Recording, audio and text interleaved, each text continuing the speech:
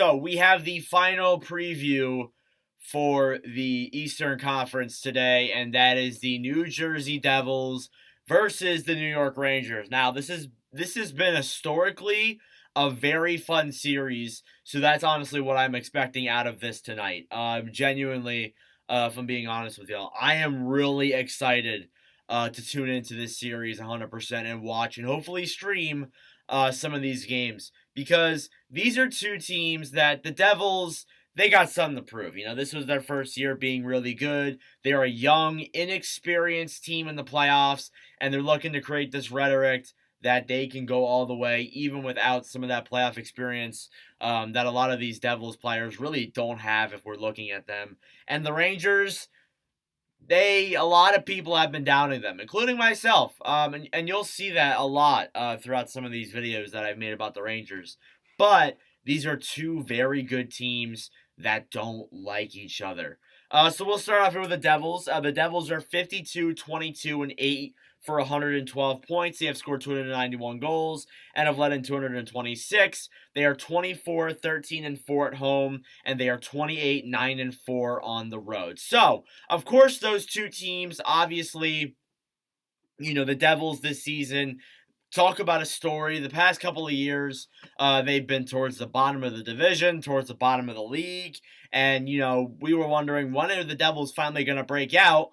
Well, this has been the year that they've finally broken out. And they've played really solid through a lot of these stretches. They had a 13-game winning streak at one point.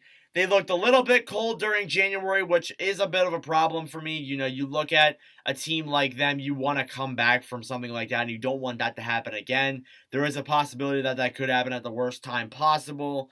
But this Devils team, very young, inexperienced. And I will say this, no matter what happens in the playoffs, the Devils really shouldn't be disappointed in what they got done this year. They proved a lot of people wrong, honestly, including myself. So I'm definitely looking forward to seeing this team in the playoffs. Now, the Rangers, they've been in this spot before. 47, 22, and 13 for 107 points. They have scored 277 goals and have led in 219. They are 23, 13, and 5 at home, and they are 24, 9, and 8 on the road. So obviously the Rangers, they faced a lot of deadline moves, or not deadline moves, off-season moves. Well, I guess deadline moves too, but mainly off-season moves with guys like Vincent Trocheck leaving, those rentals, you know, Andrew Kopp, Frank Vetrano, they left.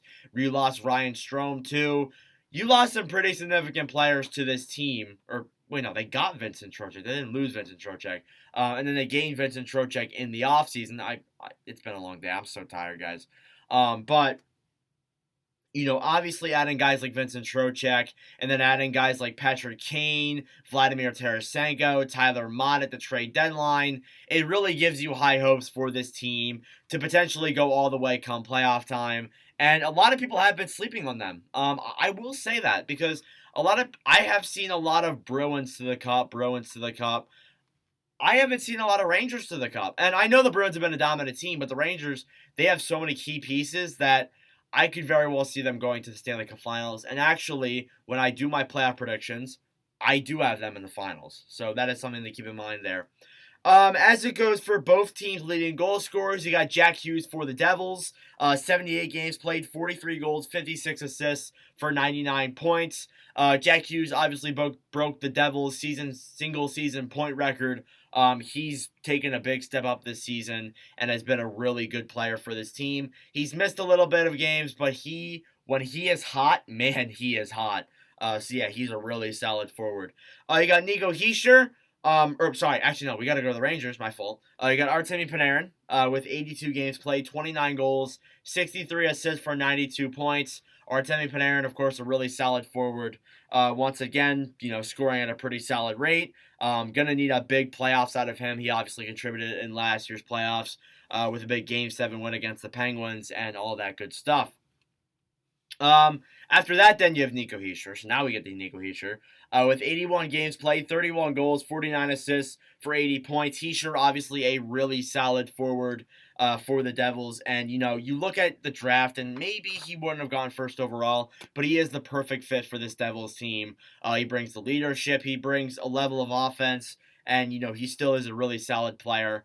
I don't know if I take him first overall, though, in a redraft, but that's just me. You got Mika Zibanejad to compare to him. Zibanejad, 82 games played, 39 goals, 52 assists for 91 points. Really solid forward, has played very good this season for the Rangers, and I expect it to continue throughout this coming playoffs, 100%. And then you compare the two number one defenders on both teams. You got Dougie Hamilton and Adam Fox. We'll start out with Hamilton.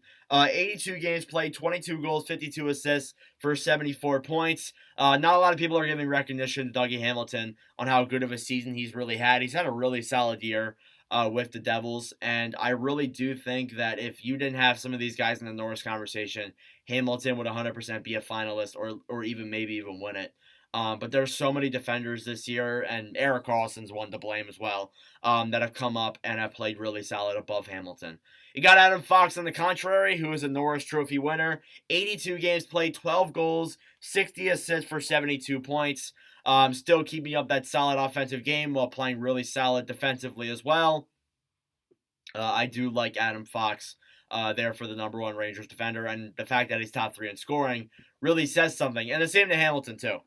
As it goes for goaltending, and goaltending's interesting for both sides of this here. You got Vitek Vanacek with 52 games played, 33, 11, and 4, a 9.45, a 2.45 goals against average, and a .911 save percentage.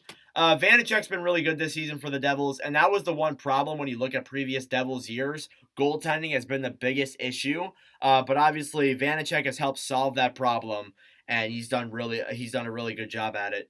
On the contrary, though, Vanacek, not sure if he's a reliable playoff goalie, if we're being honest, but we will see, though.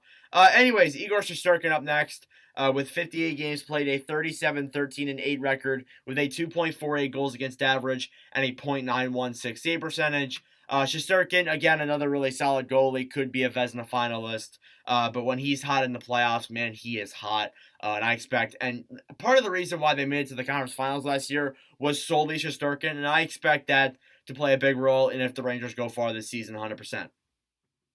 So, you look at their head-to-head matchups, you have November 28th. I can't read number dates. The Devils won that series 5-3. You got December 12th. You got the Rangers winning that one 4-3. You got January 7th. The Devils won 4-3, and then you got March 30th. The Devils won 2-1. So you can tell that all of those games except for one were all 1-goal differences, the other game being a 2-goal difference. And that just goes to show how these teams have been so unbelievably close and unbelievably even during a lot of this series. So, my prediction for who is going to win this, I'm going to say Rangers in 7. Mainly because I look at this team with the Rangers. They have deadline acquisitions that overrule the Devils. No disrespect to Meyer, but Kane, Tarasenko, and Mott have both been electric in the playoffs. As well as that, too, the Rangers have more experience. They've been to the conference finals. The majority of these guys have. And then they bring in guys, too, like Patrick Kane. He's won a Stanley Cup. Tarasenko, he's been to the finals. Or he's won a cup as well. Sorry. And, yeah, I think the Rangers edged them out in that. But I still think this will be an incredibly close and incredibly physical and an incredibly fun series as well. So let me know your thoughts down below in the comment section on who's going to win this series. Thank you all very much for watching.